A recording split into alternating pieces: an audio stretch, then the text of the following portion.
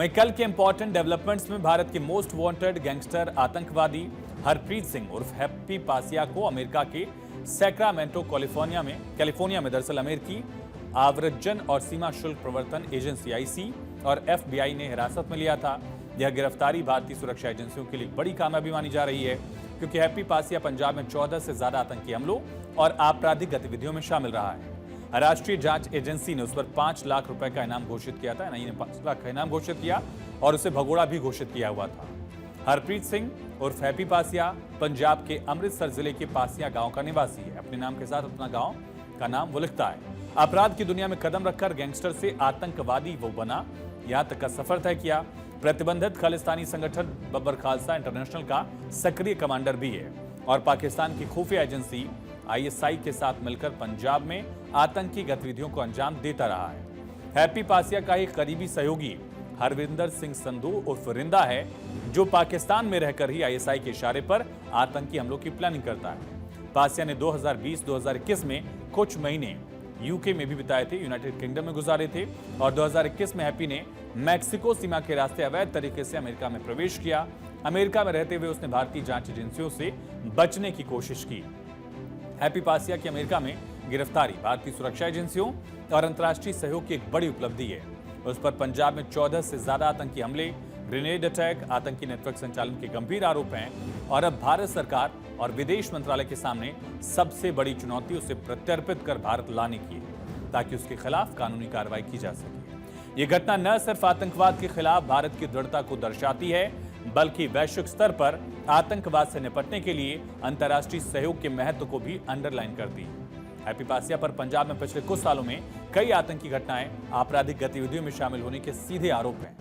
पासिया पर पंजाब में ही कम से कम 14 ग्रेनेड हमलों की साजिश रचने और उन्हें अंजाम देने का आरोप है। इन हमलों में टारगेट किया गया पुलिस चौकियों को, धार्मिक स्थलों को, नेताओं के घरों को। खासकर 11 सितंबर 2023 को चंडीगढ़ के सेक्टर 10 में घर पर ग्रेनेड अटैक हुआ था। इसमें उसका कनेक्शन सीधे सामने आया था। इसके अलावा अभी इसी साल जनवरी 2025 में अमृतसर के गुमटाला पुलिस चौकी के पास एक वरिष्ठ पुलिस अधिकारी के वाहन पर विस्फोटक की जिम्मेदारी भी इसी पासिया ने ली थी। पासिया ने पाकिस्तान स्थित आतंकी रिंदा और बब्बर खालसा के साथ मिलकर पंजाब में आतंक का नेटवर्क तैयार किया। आईएसआई से फंडिंग लेकर उसने आतंकी हमलों की योजना बनाई और हथियारों को भी सप्लाई किया। जालंधर के पूर्व एसपी जसकीरत सिंह चहल, उनके परिवार पर भी ग्रेनेड अटैक की साजिश में पासिया का नाम सामने आया। इसने खुद सोशल मीडिया पर इस हमले की जिम्मेदारी ली थी और ऐसे हमलों को लेकर धमकी भी दी थी कि भविष्य में भी ऐसे हमले वो करता रहेगा।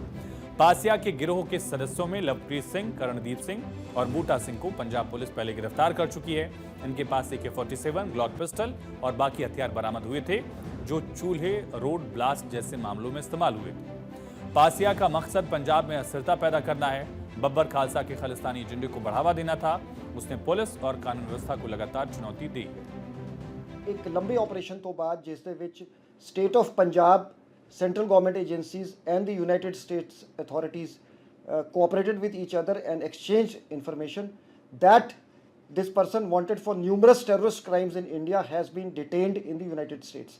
इसने अपना ਜਿਹੜਾ क्रिमिनल कैरियर हैगा as an organised criminal gangster Jaggu Bhagwanpuria gang ਦੇ ਨਾਲ ਸ਼ੁਰੂ ਕੀਤਾ ਸੀਗਾ ਤੇ ਉਸ ਦੇ US base associate Darman Kahlon ਅਤੇ ਅੰਮ੍ਰਿਤ ਬਲ ਦੇ ਨਾਲ ਉਸਨੇ ਕ੍ਰਿਮੀਨਲ ਐਕਟੀਵਿਟੀ ਸ਼ੁਰੂ ਕੀਤੀ ਤੇ ਉਸ ਤੋਂ ਬਾਅਦ पाकिस्तान बेस्ड हरविंदर रिंदा के कॉन्टैक्ट के आके एक प्राइमरी नोड बन गया सीगा, जिस दे राही ISI के इशारियां ते terror modules Punjab they which different types of terror acts करते सीगे। भारत सरकार खासकर विदेश मंत्रालय, गृह मंत्रालय अमेरिका के साथ औपचारिक रूप से एक्स्ट्राडिशन यानी प्रत्यर्पण का अनुरोध दायर करेगी। इसके लिए NIA और पंजाब पुलिस पासिया के खिलाफ दर्ज मामलों और सबूतों का विस्तृत ब्यौरा देंगे। इसके बाद अमेरिकी अदालतें प्रत्यर्पण अनुरोध की समीक्षा करेंगी। इसमें तय किया जाएगा कि पासिया के खिलाफ पर्याप्त सबूत हैं और प्रत्यर्पण संधि के नियमों का पालन हो। एक्स्ट्राडिशन ट्रीटी भारत और अमेरिका के बीच 1997 में प्रत्यर्पण संधि हुआ था। एक्स्ट्राडिशन ट्रीटी जो इस पर लागू होता है, इसी प्रत्यर्पण संधि के तहत तहव्वुर राणा को लाया गया था। फिलहाल MEA अमेरिकी विदेश विभाग और संबंधित एजेंसीज के साथ कोऑर्डिनेट करेगा ताकि प्रत्यर्पण अनुरोध को तेजी से आगे बढ़ाया जाए। MEA, NIA और अन्य जांच एजेंसियों के साथ मिलकर पासिया के खिलाफ सबूतों और कानूनी दस्तावेजों को तैयार करेगा। तय किया जाएगा कि अनुरोध अमेरिकी कानूनी मानकों के अनुरूप हो और उसी आधार पर आगे कार्रवाई हो सके।